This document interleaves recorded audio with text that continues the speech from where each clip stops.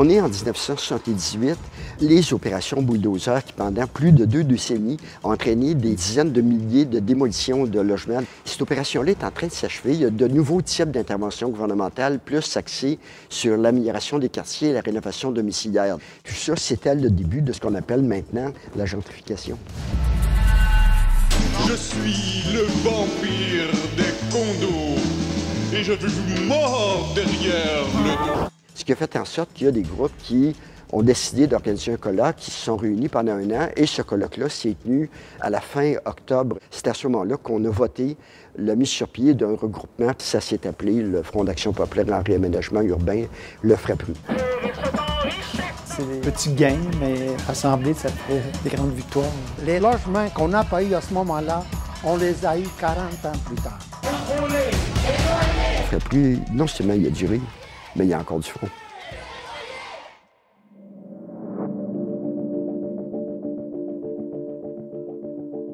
Le premier congrès du FRAPRU qui s'est tenu à Québec le 24 mai 1981, on a voté que la priorité de lutte pour les années à venir, on ne savait pas que ce serait encore le cas, ce serait le logement social. Ce que ça a permis, c'est que le FRAPRU acquiert beaucoup plus de notoriété, qu'il développe des alliances, qu'il a une certaine réputation. Mais au-delà de ça, le fait qu'il y ait des luttes qui soient organisées sur la question du logement social, ça a permis des gains concrets aussi, surtout au plan local. Le plus gros de ces gains-là, c'est dans le quartier Rosemont, les usines Angus. C'est un immense développement. Et finalement, il y a 40 des logements qui sociaux réalisés sur cette partie-là. En même temps, le FRAPRU est impliqué dans beaucoup d'autres luttes sociales ou d'autres luttes sur la question du logement. On a commencé ces travaux très tôt ce matin, question d'éviter les manifestations. L'opération éviction se poursuit ce matin et nous commençons avec le 1451 rue Overdale. Les politiques, les gouvernements, depuis des années, favorisent l'expulsion des gens plutôt que leur maintien dans leur logement et dans leur quartier. Et c'est ça qu'il faut dénoncer, c'est là-dessus particulièrement que le colloque s'est penché. 1987, ça a été important dans l'histoire du FRAPRU. C'était l'année internationale du logement des sans-abri qui avait été décrétée par l'ONU. C'est notamment là qu'on a lancé notre premier dossier noir sur le logement et la pauvreté. À travers tout ça, on a quand même organisé 2 grands rassemblements. Un premier à Ottawa. Le bâti lui-même s'est amélioré. La maison est plus belle qu'elle était. Sauf que la personne qui habitait dans cette maison-là, elle n'y habite plus dans cette maison-là. À ce moment-là, on n'était quand même pas si fort que ça, mais on a réussi à rassembler 700 personnes. Et 2 ans après, on a remis ça, mais cette fois-là à Québec. Et là, on avait 800 personnes. Ils et elles en peuvent plus de leurs conditions du logement. Logement trop cher, logement trop petit, logis insalubre, logis converti, logis barricadé, sans logis. L'idée, c'était de répondre à des besoins croissants. Et là, 5 ans plus tard, j'ai compris que le plan des conservateurs pour la décennie des sans-abri, c'était de mettre fin au programme de logement social.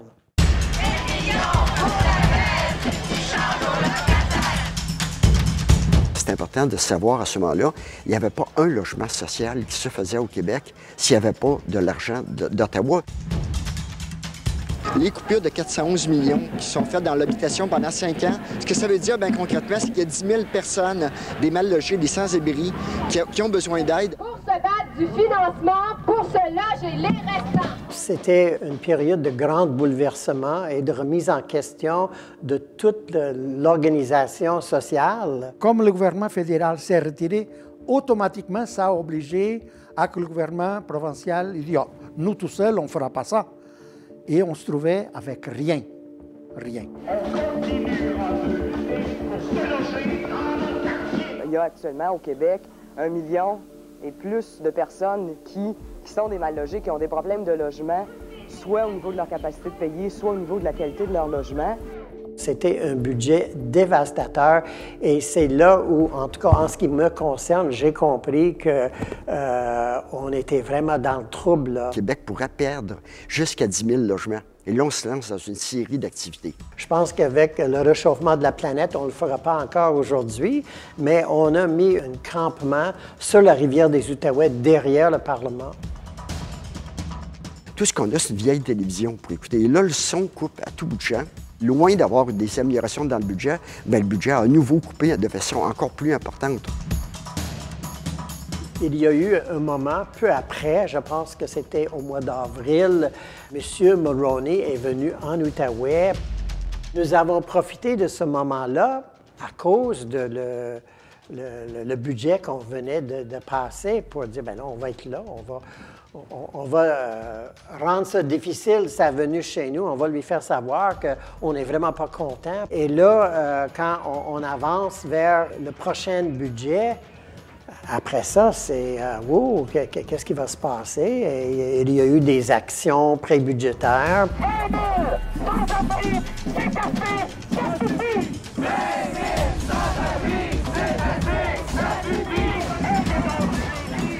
Les mal-logés du Québec, pour lui apporter ces sujets-là, c'est notre responsabilité de lui donner. On voulait lui donner en main propre ou à ses employés. Malheureusement, ils n'ont pas l'air d'être recevants à Ottawa et au gouvernement fédéral. Dans le budget de 93, bien, on annonce que le fédéral, finalement, va se retirer totalement à partir du 1er janvier 1994.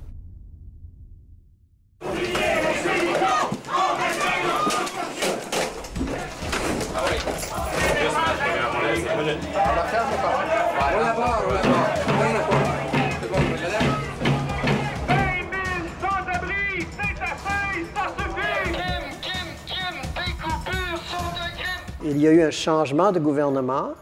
On a eu un premier budget avec 0 logement social. Et pour le FRAPRU, c'était inacceptable. Et il y a eu 2 actions immédiates d'occupation. Nous sommes retournés à Ottawa et à ce moment-là, on a fait une occupation.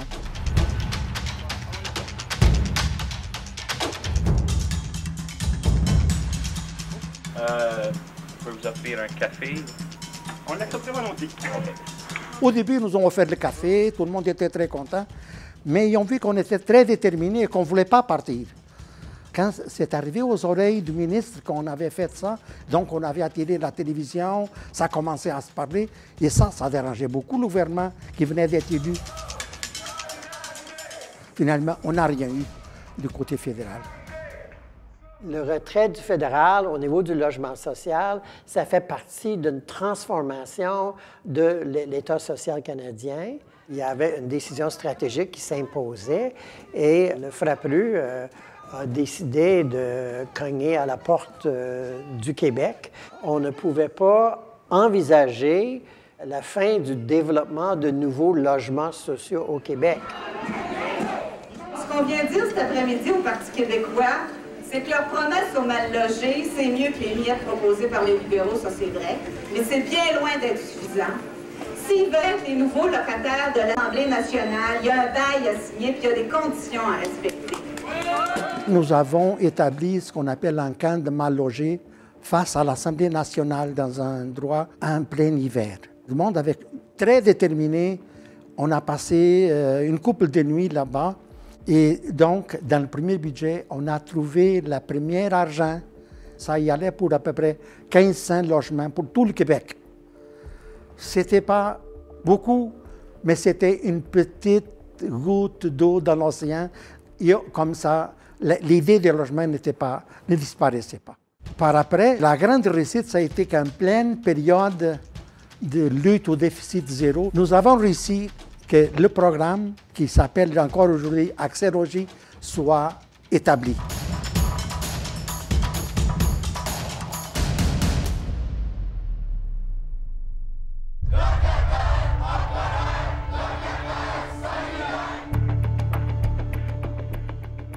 On voyait depuis 1 an ou 2, on voyait vraiment qu'il y avait une diminution du taux de logement disponible. On voyait que les locataires faibles de revenus avaient de plus en plus de difficultés à trouver un logement et que souvent, elles devaient payer beaucoup plus cher que ce qu'elles payaient antérieurement. On a contacté Louise Arel. Elle avait tout simplement répondu que le 1er juillet serait un 1er juillet comme les autres. Le 21 juin, on a décidé de faire une conférence de presse pour alerter la population et les médias de la situation. Après 2001, c'était une chose qu'on n'avait jamais vécue dans notre histoire. T'sais, avant ça, là, il fallait faire des pieds et des mains pour avoir les journalistes. Et là, c'était rendu qu'eux autres faisaient des pieds et des mains pour parler aux Frappru. Au moment de la crise en 2001, j'avais l'impression que je parlais à François Saillant, où j'appelais au Frappru, mon Dieu, tellement souvent que j'avais l'impression que je lui parlais quasiment plus souvent qu'à mon conjoint. Depuis un an, il y a la pénurie de logements qui frappe et qui s'aggrave d'année en année. Donc, non seulement les gens sont plus capables de se payer un logement décent, mais là, au moment où on se parle, les gens ne se trouvent plus de logement. Alors, on a fait différentes actions pour réclamer davantage de logements sociaux. Dans ces actions-là, il y a eu une série de camps, d'occupation de terrains ou de bâtiments, un peu partout à Montréal, mais également un peu partout au Québec. À Montréal, c'était beaucoup plus, on allait beaucoup plus sur l'occupation de bâtiments de terrain. Il y a des bâtiments qui ont été occupés dans Saint-Henri, dans Villeray. Il y a eu occupation de terrain dans Hochelaga-Maisonneuve. Et à Québec, c'était un squat qui était prévu d'un immeuble vacant sur la rue de la Chevretière. C'est une fin de semaine de 3 jours. Le mardi, on attendait la police. Mais la police n'est pas venue. Puis là, c'est ça, on s'est dit, qu'est-ce qu'on fait? Il faut continuer. Finalement, les gens ont été évincés au bout de 4 mois. Le bâtiment a été détruit. Mais malgré tout ça, au bout de bien des années de lutte, bien, les pressions du Comité populaire Saint-Jean-Baptiste ont fait en sorte que non seulement le projet de condo qui devait se réaliser là, le promoteur a reculé, mais en plus, on a gagné une coopérative d'habitation qui est une des plus belles coopératives d'habitation au Québec, la Coop L'Escalier. En ce qui a trait à la semaine de 2003, ça a d'abord marqué le coup et organisé d'autres types d'activités. Il y a eu moins, dans ce cas-là, d'occupation de bâtiments que ça avait été le cas en 2002, mais il y a quand même eu beaucoup d'activités qui ont été organisées, là aussi, un peu partout à travers le Québec.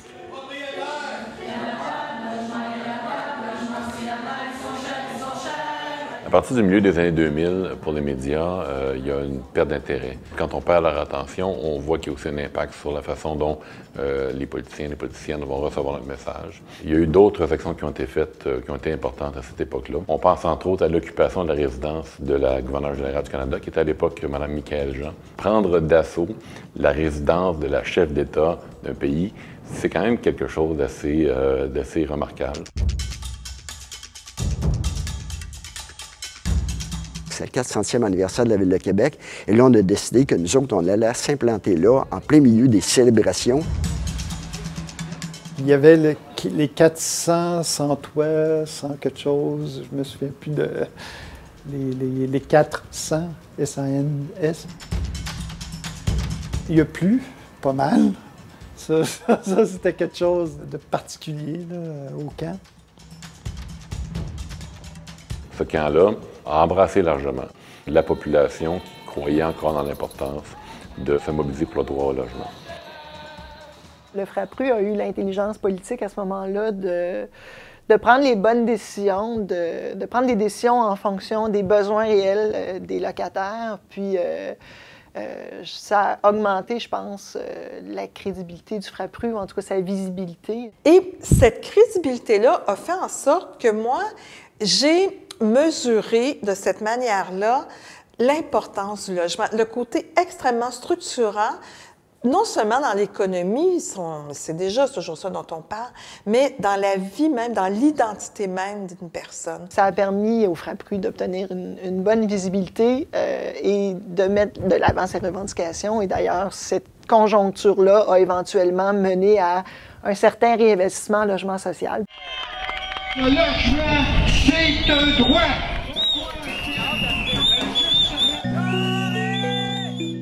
Au début de la décennie 2010, dans la première moitié, on était vraiment dans une logique au provincial de financement annuel, puis de financement minimal. Là, on demandait tout le temps la même chose, c'est-à-dire 50 000 logements sociaux. Et on avait des petites miettes. Au-delà des luttes prébudgétaires qu'on a toujours bien fait au début de cette décennie, on voulait vraiment montrer l'ampleur des besoins. Et c'est là où on s'est embarqué dans les aventures des caravanes. On prend la route et la caravane, à partir de cet après-midi, va voir grossir ses rangs. Après les 2 caravanes, on a continué un peu sur cette lancée avec la commission populaire itinérante aussi. Donc on reprenait les outils finalement du gouvernement pour se les réapproprier puis mettre de l'avant les problèmes de logement et les solutions. Au niveau fédéral, ce qui a plus retiré notre attention comme mouvement, c'était les fins de convention.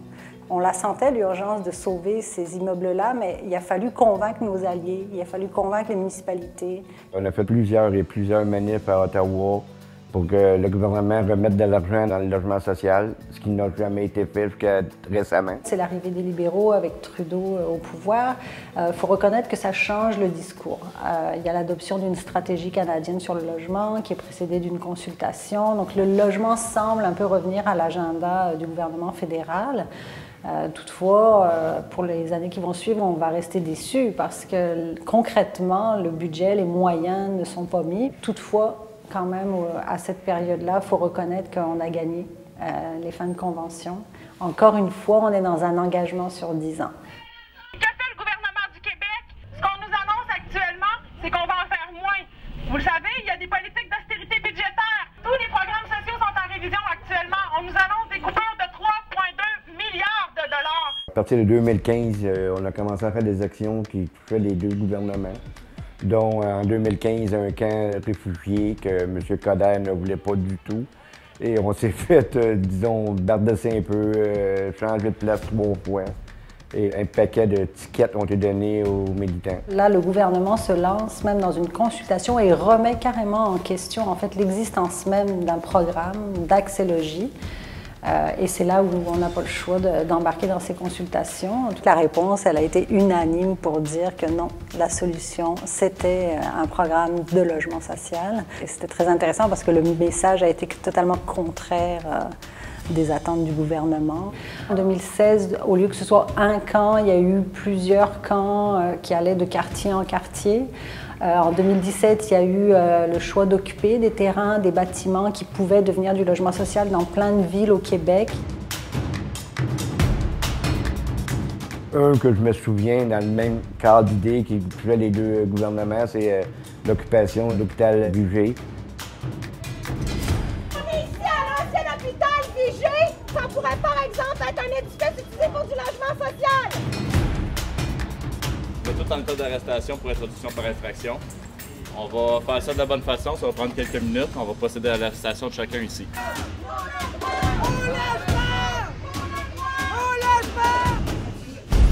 Tout est complet, c'était identifié, fait qu'ils m'ont dit qu'ils pouvaient partir.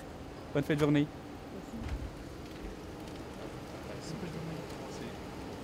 Ces actions d'occupation, ces camps qui ont montré vraiment la détermination, l'ampleur des besoins qu'on avait récemment documentés, ça a vraiment poussé, je trouve, le Frappru dans son action finalement la plus ambitieuse de son histoire, la marche. Au mois de septembre 2018, il est venu le moment culminant, la chose la plus belle probablement qu'un groupe aura pu jamais entreprendre, une grande marche. Qui touchait les 2 gouvernements qui partaient d'Ottawa et qui se rendaient à Québec, 560 et quelques kilomètres. Nous sommes des locataires, nous sommes des personnes itinérantes, nous sommes des femmes, nous sommes des personnes en situation de handicap, nous sommes des personnes racisées, nous sommes mal logés. Nous avons vu de la richesse, des condos et de châteaux. Nous avons vu de magnifiques logements sociaux, des HLM, des terrains à squatter, des communautés mobilisées, convaincues de la justesse de notre lutte. Pour que le logement ne soit plus une marchandise, pour que le logement soit reconnu comme un droit universel, 50 000 logements sociaux dans les villes et villages. Donc on n'est pas prêt de lâcher comme mouvement, puis on va les avoir, nos 50 000 logements sociaux. Avoir des gens qui avaient, comme le Frappru, cette préoccupation-là, que chacun ait son toit, et que ce toit-là, c'était pas seulement du matériel. Je trouve que le rôle du Frappru là-dedans, d'une prise de conscience, c'est absolument majeur. C'est encore une fois l'exemple d'un militantisme qui s'appuie sur des faits. Alors, qu'il nous reste-t-il de Frappru? Je pense que la première chose importante à dire de Frappru, ça a été cette capacité que ce groupe-là a toujours eu de savoir lire qu'est-ce qui se passait au Québec et comment sortir son épingle du jeu surtout au niveau de la question de la pauvreté et plus précisément de la question de logement social. Le FRAPRU, dans ses 40 années d'histoire, a été déterminé, persévérant, et même dans des moments où personne ne voulait entendre parler de logement social. J'ose pas imaginer ce qu'aurait été la situation du droit au logement, le droit à la ville, si le FRAPRU n'avait pas été là. Et si toutes les luttes qui ont été menées par les membres du FRAPRU aussi bien localement que nationalement, n'avaient pas eu lieu. C'est grâce à des actions d'une organisation militante qu'il se développe encore aujourd'hui du logement social au Québec. Il faut continuer à se battre. Il faut continuer à se démerder d'une façon ou d'une autre pour dire à ce maudit gouvernement-là, que ce soit libéral, n'importe quel gouvernement, on a besoin de cet argent-là. Le monde vit dans la pauvreté. Un logement social m'appelle, un logement qui descend, un logement social m'attend, un logement.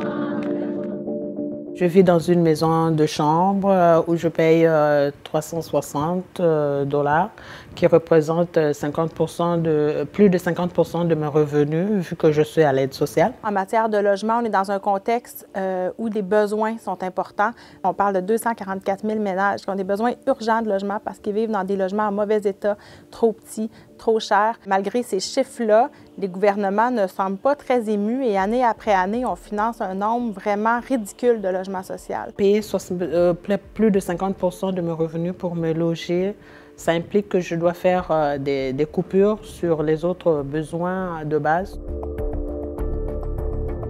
Il faut s'inquiéter de l'état des logements dans lesquels les gens vivent. Dans plusieurs quartiers ouvriers du Québec, ces logements-là vieillissent mal et sont mal isolés. Ça a des conséquences, surtout dans un contexte de changement climatique. Le seul programme qu'on a gagné au Québec, bien, on l'a délaissé, finalement, on le sous-finance depuis 10 ans et ça fait en sorte que très peu de logements se réalisent au Québec.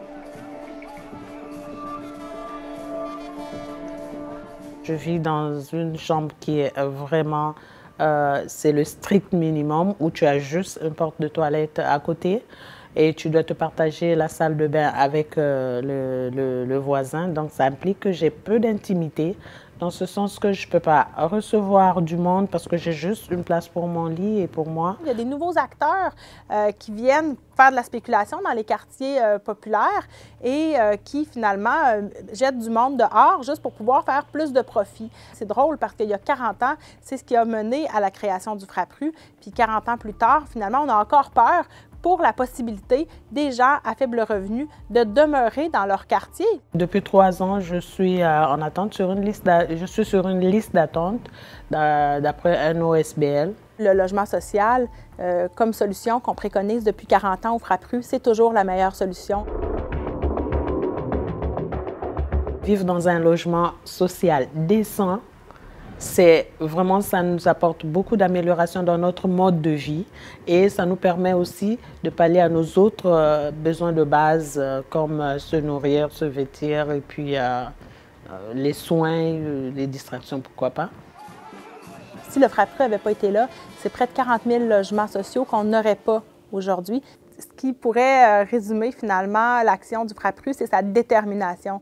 C'est les personnes qui le composent, ce mouvement-là, les gens qui travaillent dans les différents comités logement, dans les comités de citoyens et citoyennes de différentes régions, mais les membres de ces groupes-là qui sont des locataires et des personnes mal logées. On voit que les militants et militantes pour le droit au logement sont vraiment déterminés puis veulent mener cette bataille-là. Comme la petite fourmi qui a gagné son combat sur l'éléphant par sa persévérance, nous, au FRAPRU, dans tous les comités de logement, on ne laissera pas, on ne lâchera pas prise. On va continuer dans notre lutte jusqu'à ce qu'on ait gain de cause. Il y a une relève au FRAPRU et c'est un mouvement qui, je suis sûre, va frapper encore longtemps. C'est maintenant qu'il faut commencer par la réalisation de nos 50 000 logements. On les veut.